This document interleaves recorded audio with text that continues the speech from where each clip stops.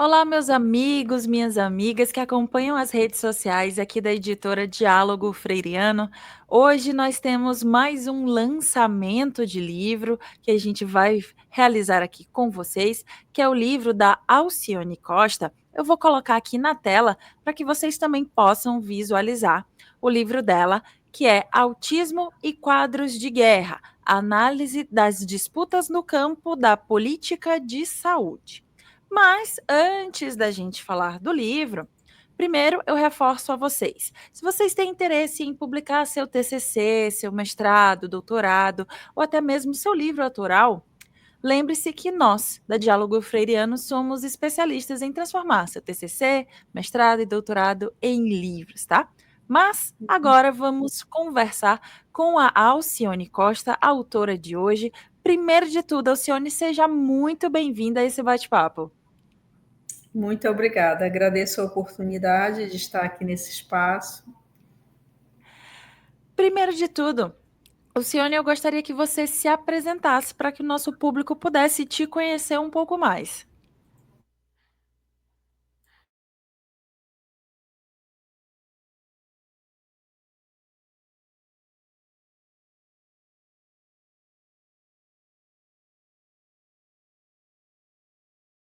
Meu nome é Alcione Costa, eu sou pessoa atípica, tardiamente diagnosticada com autismo. Tenho um filho com autismo e isso é importante porque todo o meu trabalho ele está ligado a essa dupla condição, né? Eu sou pesquisadora da área de sociologia da saúde e da doença. Meu livro se refere a um trabalho de tese que foi publicada em 2023. Por acaso, ela teve menção honrosa, né, da FAPEMA e do reconhecimento do governo do estado do Maranhão. A minha formação, a minha base é sociologia, sou bacharel em ciências sociais, mestrado em antropologia e o doutorado em políticas públicas. Perfeito, então. Alcione, antes da gente entrar e conhecer mais da tua obra, eu gostaria que tu contasse para gente como foi que você nos encontrou. Eu, por acaso, estava vendo as redes sociais e aí eu me deparei com a chamada de uma publicação. Eu achei interessante a chamada. Naquele primeiro momento, a gente fica com receio, né? Muitas vezes, de buscar uma editora, porque há uma série de inseguranças hoje nas redes sociais. Mas aí eu fui pesquisar, conversei com o editor, gostei da receptividade e, a partir disso, aceitei o desafio de fazer a publicação, porque, a bem da verdade, é que se a gente não fizer imediatamente esse exercício de publicação, o trabalho vai acabando ficando pelos baús da vida e a gente vai perdendo a oportunidade das discussões, principalmente uma discussão que ela tem uma atualidade e que ela precisa dessa publicidade. Então, foi dessa forma que eu tive contato com a editora. Perfeito. Eu vou colocar novamente aqui na tela a capa do livro da Alcione, que é Autismo e Quadros de Guerra: Análise das disputas no campo da política de saúde. E de antemão, já deixo para você que tem interesse em conhecer mais sobre esse trabalho da Alcione, dependendo da rede social em que você está, ou aqui em cima ou aqui embaixo, você encontra o link para ter acesso então ao livro dela. Agora, eu gostaria de te perguntar, hã, um pouco para que você conte para nós como foi esse teu processo de pesquisa para chegar, então, até o teu livro. Dá um spoiler para a gente, um gostinho do que a gente vai encontrar na tua obra. Tá. Primeiro destaque que eu preciso chamar a atenção se refere à questão da originalidade do texto. E aí, nesse sentido, já fazer um adendo em relação ao apoio que eu tive da editora. Por exemplo, a capa do livro ele é preta, porque ela tem a ver com o que me leva a essa pesquisa, que foi um dia eu estava junto numa caminhada pela questão do dia de conscientização da pessoa com autismo, e eu vi uma faixa, né? A associação tal tem orgulho de comemorar o Dia do Autista. Aí eu disse assim, nossa, que orgulho é esse, uma vez que a minha experiência com autismo é uma experiência de profundo sofrimento por conta da falta de acesso, por causa da inexistência de políticas públicas, principalmente na área de saúde. Foi quando eu fui me aproximar, entrei em contato com as pessoas e, de repente, no meio da conversa, me explicando do que se tratava, uma delas disse assim, o Tiago morreu. E nesse momento me veio uma dor, porque o nome do meu filho é Tiago. E isso me trouxe a questão de quantas vidas, de quantos autistas morrem, quantos morreram ao longo da história, e de uma forma marginal, porque ninguém escreve do ponto de vista da pessoa autista, ninguém escreve pelo autista. Então, esse livro ele vem mostrar, primeiro, a guerra que nós temos no sentido da invisibilidade e do direito de se prantear um filho, que ele é atípico, mas somente quem vive essa experiência sabe que nós tratamos de uma política do afeto, de uma política do amor, que ele não reconhece classe.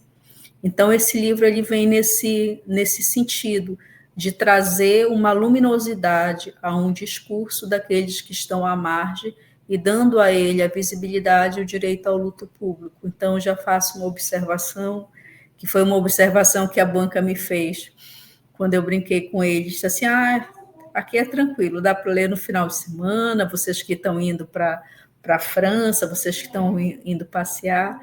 E aí fiz essa brincadeira e depois a professora disse assim, não dá para ler sem chorar, porque tem algumas coisas que são pesadas, se trata de um livro que ele é escrito no período da Covid, e dando um spoiler aqui, a gente tem uma situação, por exemplo, de um autista de 8 anos, cego, não verbal, em que os pais morreram no período da Covid. Um morreu à meia-noite, outro às 11 horas.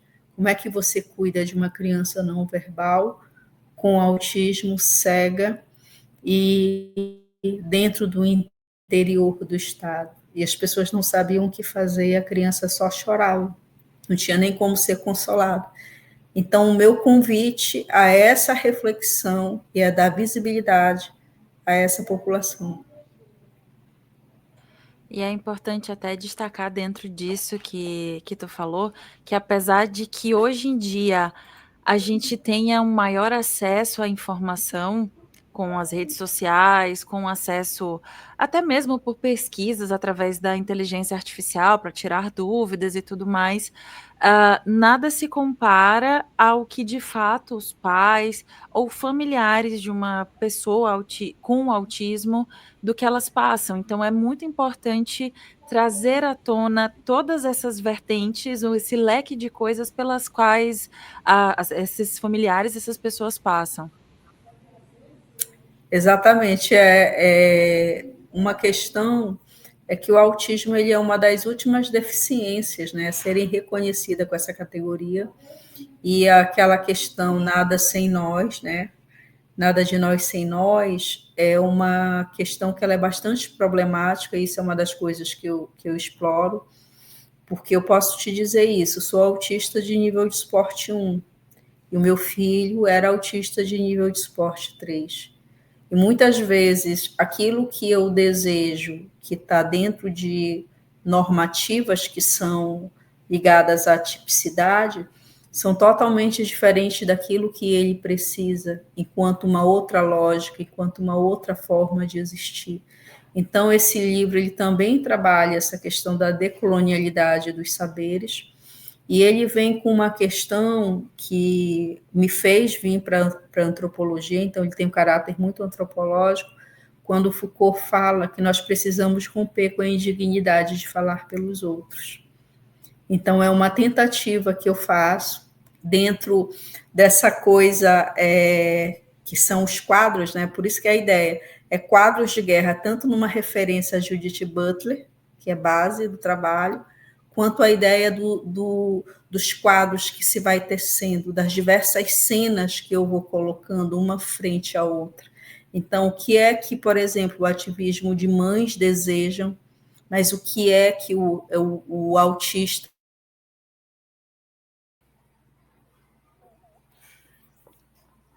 Tivemos um pequeno problema técnico aqui enquanto a Alcione respondia a gente, tá?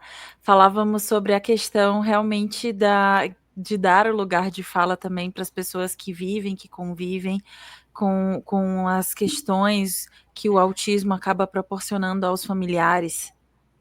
Uhum. Sim, o grande desafio que eu estava comentando, que é a questão de como você faz escolhas enquanto pai, e como você faz a escolha enquanto mãe.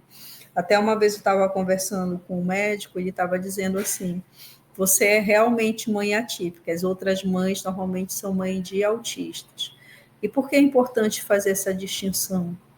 Porque muitas vezes, nessas imputações que são feitas via terapêutica, que é uma das questões que eu trabalho dentro do livro, muitas vezes a gente submete a busca por uma determinada funcionalidade que muitas vezes essa pessoa com autismo não vai ter. É como, em alguns casos, se obriga e se coloca que a pessoa não se pede a um cego que ele enxergue, mas se pede a um autista que ele tenha um desenvolvimento, que ele faça determinadas coisas, como se ele pudesse superar isso.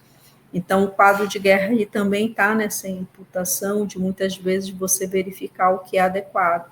E tem alguns autistas de nível de suporte 1 que se ressentem frente a tudo aquilo que enfrentaram no passado e que tiveram que suportar para buscar, entre aspas, essa dita normalidade. Então, são questões e reflexões que elas nos apontam para um processo de mudança, inclusive do nosso quadro civilizatório, para que a gente possa pensar de forma mais diversa o sentido de humanidade, o sentido de pertencimento. E antes da gente iniciar nosso bate-papo, nossa gravação, eu notei que tu tinha aquele colar com o girassol. Sim, E essa semana, coincidentemente, eu vi uma publicação sobre isso. Como não é uma coisa que nós convivemos com tanta frequência, eu, por exemplo, eu não sabia o significado do colar com girassol. Eu descobri através dessa publicação, que fala sobre a questão das deficiências ocultas, né. isso, E é para importante mostrar a aqui para gente as pessoas. claro, e é importante a gente destacar isso também, né, porque o autismo ele não tem um rosto, Não ele não tem. está estampado no rosto da pessoa que ela tem o transtorno do espectro autista. Então acaba utilizando também esse colar, além daquele outro que tem as pecinhas do quebra-cabeça, né, é importante também trazer isso à tona. Tem uma questão, por exemplo, que eu problematizo em relação a isso. Eu gosto mais desse aqui do que o de quebra-cabeça, porque o de quebra-cabeça ele vem com uma ideia desse mistério, né, que é o autismo, porque ninguém sabe quais são as causas. Agora o Trump está dizendo que é o Tilenol, ou seja, coisas totalmente absurdas. E esse tipo de experiência a gente vem vivendo ao longo do tempo. Então, além dele fazer uma referência de alguém ou que está quebrado, ou alguém que precisa de algum dado de inteligibilidade, eu acho que ele coloca de forma muito clara o sentido da fragilidade. Por exemplo, meu filho não anda com colar no formato de quebra-cabeça, porque se ele estiver num shopping, ao mesmo tempo que se anuncia que ele é uma pessoa com deficiência, também se afirma que ele é vulnerável frente a outros mal intencionados. Eu gosto do girassol, porque ele pode ser tanto para a pessoa que tem fibromialgia, quanto para as pessoas com autismo, porque ele denota, agora tem um detalhe, tem muita gente que compra porque acha bonito. Ah, são as flores bonitinhas, mas ele tem todo um sentido, inclusive tem leis para que eles sejam utilizados de forma responsável, né, que seja divulgado, que não possa ser vendido a qualquer pessoa. E ele é interessante porque ele faz esse anúncio, de fato, que a gente tem muitas vezes necessidades que elas são muito específicas, entendeu? Perfeito, então é importante também ressaltar. Eu vou colocar novamente aqui na tela a capa do livro da Alcione, Autismo e Quadros de Guerra, análise das disputas no campo da política de saúde. Se você tem interesse em fazer a leitura do livro ou até mesmo está pesquisando sobre o assunto e gostaria de ter algo como um seu referencial teórico, dependendo da rede social que você está, ou aqui em cima ou aqui embaixo você encontra o link para ter o acesso então ao livro da Alcione. Agora, eu gostaria de saber de ti, Alcione. Tu já deu uma pincelada ali no início da questão da capa do livro, da escolha da cor e tudo mais, mas eu gostaria de saber um pouco mais como foi esse teu processo junto à editora, para a construção da capa, para a diagramação do miolo. Como foi a tua experiência? Ó, eu tive assim uma conexão quase espiritual, então não tivemos sofrimento em relação à capa, porque a pessoa foi extremamente compreensiva e sensível àquilo que eu queria, e eu estava um pouco preocupada porque o livro ele tem umas coisas, como eu comentei, tem um caráter bem original, mas ele também reflete um pouco daquilo que eu sou. Até uma amiga minha fez um comentário que ela olhou para a foto que está na capa, que eu estou com o cabelo escuro. Aí ela disse assim, nossa, mas essa tua foto está parecendo que tu tinha acabado de acordar. Só um minuto. Então, o que acontece? Teve uma amiga que comentou comigo, disse assim, nossa, mas essa tua foto da capa, tu tá com o cabelo todo descabelado, parece que você acordou. Eu disse assim, exatamente isso. Foi uma foto que eu tirei quando eu acordei, eu gostei, e eu preciso que o livro ele tenha a minha cara. E isso foi um dos pedidos que eu fiz para a pessoa que me atendeu. E aí eu expliquei para ele a questão do luto, desse esfacelamento, desse processo de guerra. E aí eu disse assim, eu queria trabalhar alguma coisa que fosse artístico. Aí eu lembrei do que é central dentro do livro, que tem a ver com o quadro da Guernica, que é o quadro de guerra, porque quando o Picasso faz essa obra, é fazendo uma denúncia da guerra espanhola, né? Tentando revelar esse aspecto de violência. E é interessante que ele está no aeroporto e dos generais se aproxima dele, né? E aí, falando sobre o quadro, diz assim, foi você que fez? Aí ele disse, não, foi você. Ou seja, que ele era o autor de toda essa atrocidade. Aí nós trouxemos para dentro da capa a ideia da Guernica estilizada nessa forma negra para demonstrar o luto. Então eu achei que ficou assim bem parecido com aquilo. E foi muito rápido. Então assim não teve sofrimento, não teve desencontro. Eu só tenho a parabenizar o trabalho de vocês nesse sentido. Que legal saber que houve essa conexão contigo Uhum. e o profissional que fez a capa, enfim, conseguiu realmente traduzir o teu sentimento e trazer, dar vida, vamos assim dizer. Que bacana. A gente vai seguindo então para o final da nossa entrevista, da nossa conversa, e eu gostaria, Alcione, que tu deixasse um recado para as pessoas que estão pensando, assim como você, em publicar o seu livro e ainda não o fizeram. Bom, a minha sugestão, primeiro, que pode confiar na editora, né? Eu acho que há uma responsabilidade, há um cuidado muito grande na forma como nós somos tratados e recebidos. Eu acredito que é um investimento que ele é necessário, principalmente no sentido de publicizar aquilo que foi trabalhado. E nós vivemos hoje no meio de muita burocracia, de muito, como é que eu posso dizer, de muitas barreiras. E eu acho que só esse reconhecimento, essa possibilidade de você dispor do material que você escreveu, ele é um compromisso que você tem que assumir consigo mesmo. Então, eu digo que essa foi a forma que eu tive de compartilhar aquilo que eu escrevi, que eu achei significativo, e acho que tem um valor também essencial, que é a gente poder fazer a doação do livro aos amigos, poder compartilhar com a família. Então, eu faço assim a sugestão que busquem a editora Diálogos Freirianos e podem confiar em toda a trajetória e a forma sempre muito educada, sempre muito receptiva e, acima de tudo, resolutiva da equipe. Eu não tenho, assim, do que reclamar. Perfeito. Alcione, muito obrigada por esse bate-papo tão esclarecedor e tão bacana. E te desejo, então, um ótimo final de semana, tudo de bom para ti. Muito obrigada por compartilhar um pouco do teu conhecimento conosco. Muito obrigada. Eu que agradeço. E para você que está nos acompanhando através das nossas redes sociais, deixo novamente o convite à leitura do livro da Alcione, ou aqui em cima, ou aqui embaixo você encontra o link para ter acesso ao trabalho dela. E também convido você a nos conhecer melhor através do nosso Instagram, nosso Facebook ou até mesmo LinkedIn, nosso canal do YouTube, tá? Conte sempre conosco. Até a próxima!